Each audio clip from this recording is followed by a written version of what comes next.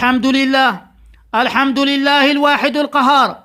اللهم لك الحمد على نعمة الإسلام والإيمان، ولك الحمد أن جعلتنا من أمة محمد صلى الله عليه وسلم.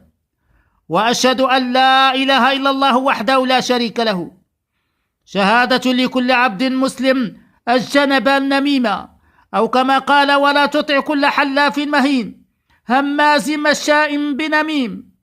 وأشهد أن محمدا عبده ورسوله، القائل: لا يدخل الجنة نمام، وعلى آله وأصحابه أجمعين ومن تبعه إلى يوم الدين.